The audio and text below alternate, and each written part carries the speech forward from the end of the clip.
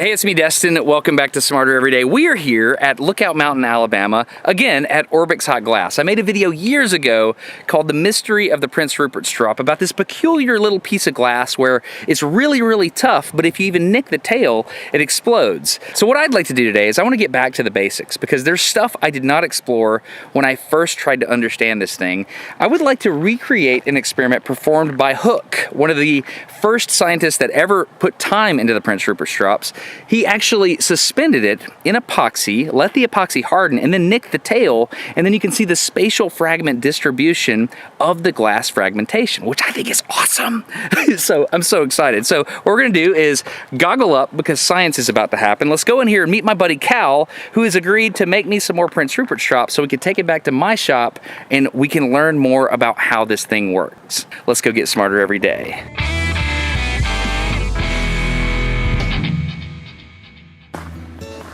What are you gonna do? We got a guard dog. All right, here we go. How's it going, man? Good to see you. Good to see you too. How are you? Hey, Eric, here's a fist bump. Hey, nice to meet you. How's it going? Good. All right, so Cal is going to make some Prince Rupert Strops for us.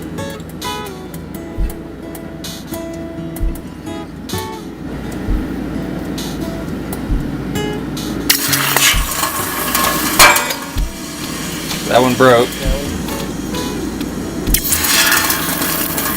That one lived. Here at Orbix Hot Glass, they're masters at creating beautiful works of art using the properties of glass.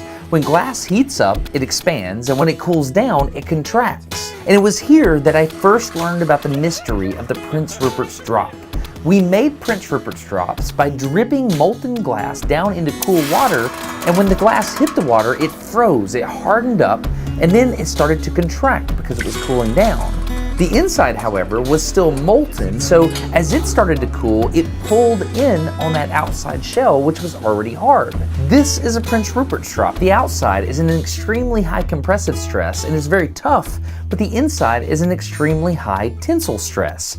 The mystery of the Prince Rupert Strop, though, is how tough they are. If you hit the outside with a hammer, it won't break, but if you even nick the tail, it will explode. Not shatter, it will actually explode. That's why these things are so interesting. They're even tougher than I first imagined though, because I've done several other experiments where I actually shoot bullets at Prince Rupert Strops and they shatter the bullet. And it's not until the tail wiggles that the whole thing will explode. Today, we want to understand this explosion. We want to see if we can characterize the spatial fragment distribution of the glass as it flies away as this thing explodes. All right. I was successful in my attempts to transport the Prince Rupert Strops here to the house. Trent's with me today because we have two high-speed cameras to run. What's up? We're gonna run this one right here. That's called a 7510. It runs very fast. This is the Smarter Everyday 2511. That'll do 25,000 frames per second at 720p. So here's what we're gonna do.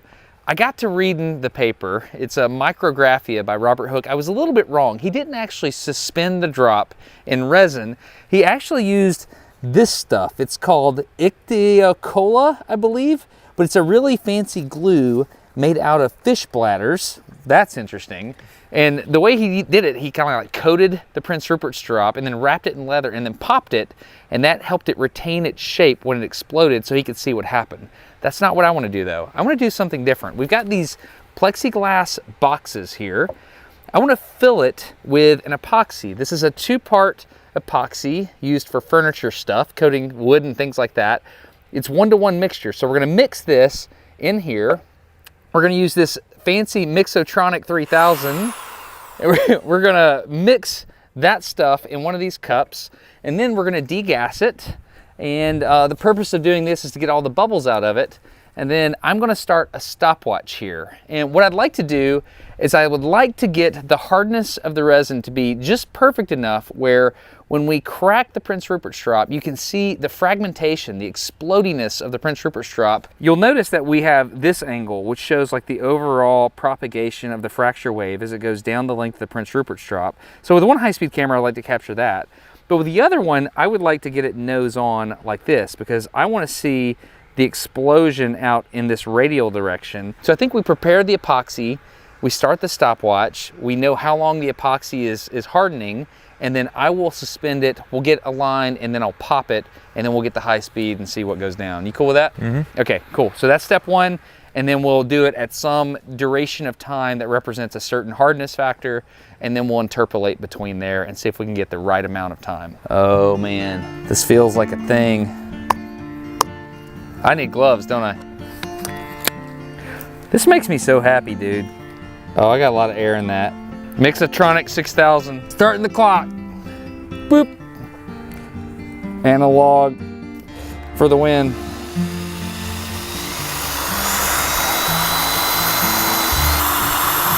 Oh, a bug went in there. This is how Jurassic Park happens. Oh man, it's not what we want. Get out of there, bug. All right, that pin's done. It's warm already. We're gonna pull the bubbles out of that. Let's get a camera over here and see what's going on. It's gonna boil. There she goes. Getting all the air out of it so we can see into it. That's a lot of air. I don't think I Mixotronic 6000 very good. All right, I think when we let pressure back in, all the bubbles get small. All right, reapplying atmospheric pressure. Oh, the bubbles are getting small. It's getting clear. It's got streaks in it, you can see the heat. You can't really see. It's kind of cloudy. It's not crazy warm. Might need to mix it some more. Mix it some more? Mm. This is the manual Mixotronic 2000. It's getting clear. I'm gonna pull more vacuum on that. Turning it off. Okay. Yeah, that's crazy. If I mix it by hand, it gets cleaner.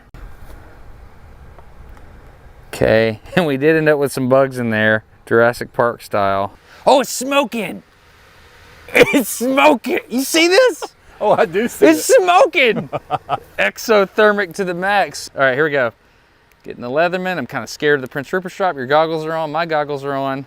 I'm gonna position the bulb toward you. Oh, it's getting hard. Oh man. What happened? I got like a hard layer. Oh, it's getting hard fast. Close your mouth. Oh yeah, good point. Ready? Ready. 3, 2, 1. Okay, trigger. Whoa. My mouth was open a little bit. Okay. Fragmentation did not move a lot. So that actually solidified too hard. It was at 23 minutes since the moment the Mixotronic touched it. Let's see what we have here. Yeah, so we didn't get a lot of movement there. Didn't get a lot of movement at all. You can see that the Prince Rupert strap solidified in kind of a weird way. Not what I was going for. I actually thought that that was going to be too runny. Less than ideal results. Let's go see what is on the high-speed cameras.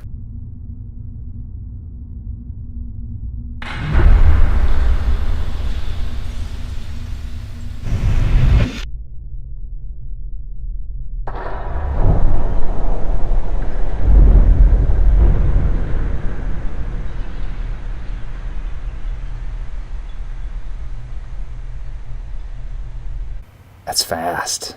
All right, so playing through, out of focus a little bit. That's cool. So you can see it run the racetrack, right? Okay, so look at the fragment distribution up top. You can see that it's spreading out, but the down below, we kind of overexposed a little bit, but the epoxy is impeding the explosion, so it's not going out. We have to science harder. You can't always get what you want. If you try sometimes, you'll get what you need. Look at that. When I was putting it in there, I hit that floor. I couldn't go below that. So we're not solidifying at the same rate across. So I think we need to insert the Prince Rupert strap earlier. Yes. And what this also means is we may end up with an asymmetric fragmentation distribution because the viscosity might not be homogeneous. Yes. Okay. What you doing there? Oh, you know, Just trying to mix the vertical strata as well as the horizontal. I remember my baseball coach on a camping trip taught me that mixing eggs is better with a fork than a spoon.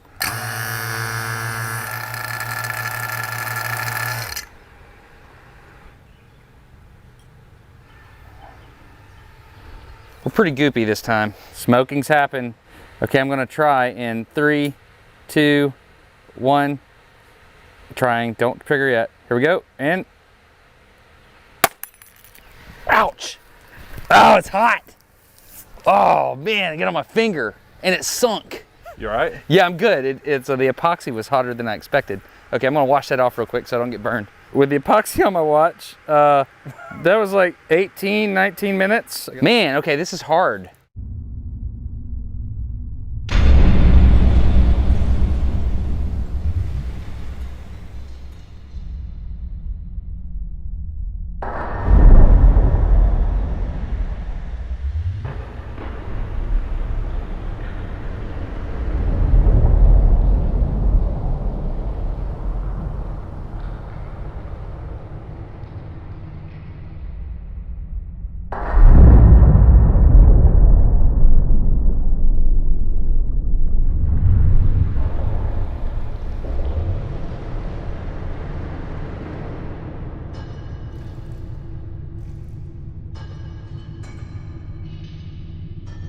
The fluid is too liquid. We might not be able to do this because it didn't dissipate a crazy amount and then it fell down. So this might not be possible. So there's definitely a shock wave. The shock wave propagates right into the bulb, right? Am I seeing that right?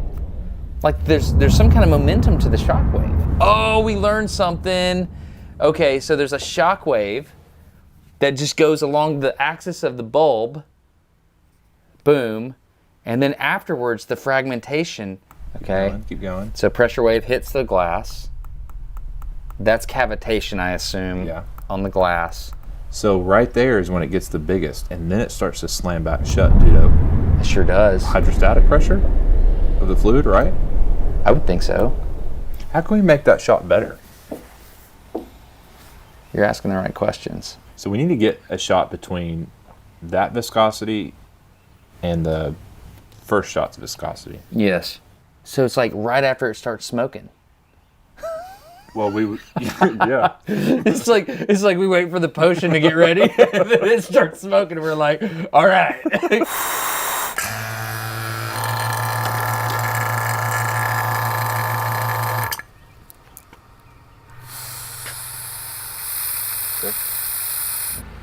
I see smoke. You see magic smoke? I see magic smoke. Magic smoke time! We need to wait 2 minutes for magic smoke time to take effect. It's gelatinous. Okay, ready? Yep. 3, 2, 1. Do it, Destin. Keep it centered. I'm trying so hard. Can't even see it anymore. Keep it centered. Trying. Oh, it turned. God. It turned on me. It twisted. I have failed. But we can see the shards pretty good. Okay, it still fell. The whole thing was gelatinous. Look at that. Holy cow. The Already? The whole top is rigid. So magic smoke time is it. I mean, that's it, man. We did get it to expand. Hey.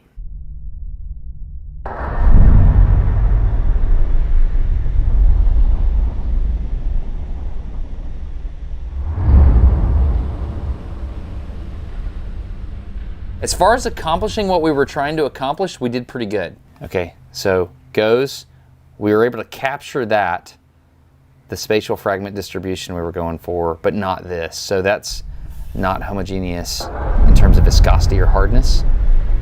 It doesn't look like we're gonna get what I wanted, which was like the galaxy frag pattern, but we're gonna get something cool. So mix, magic smoke, 2 minutes, let the top get hard, And then wait. And then wait. Okay, on day 2, we're making 2 changes here. First of all, we're not going to use these pliers, which try to shear the Prince Rupert strop, which ends up torquing it. We're going to use these bolt cutters, which pinch directly. Hopefully that won't spin the Prince Rupert strop in the box. And also, we've made smaller boxes. The hope here is that we can see through less epoxy and we can get a better image. Okay, we're going to mix up 2 things like this, and we're going to let it get hard in the whole bit. So.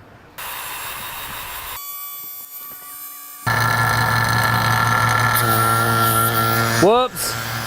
Had a blowout. It's got little air bubbles on the PRD. Yeah. Okay, here we go. Ready? I'm ready. Mouth closed? Mouth closed. Awesome. Oh, it's beautiful, dude. Got it.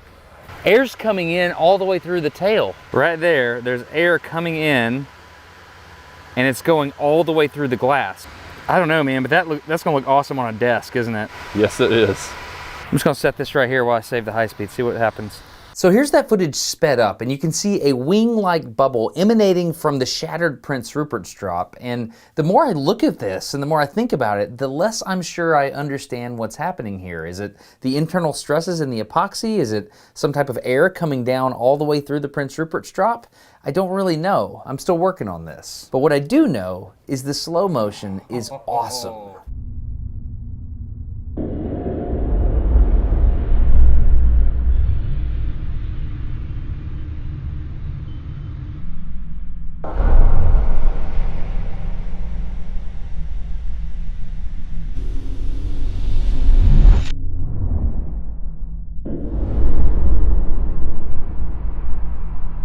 It's pushing that's a shockwave. It's pushing a shockwave in the, do you see it's a reflective shockwave.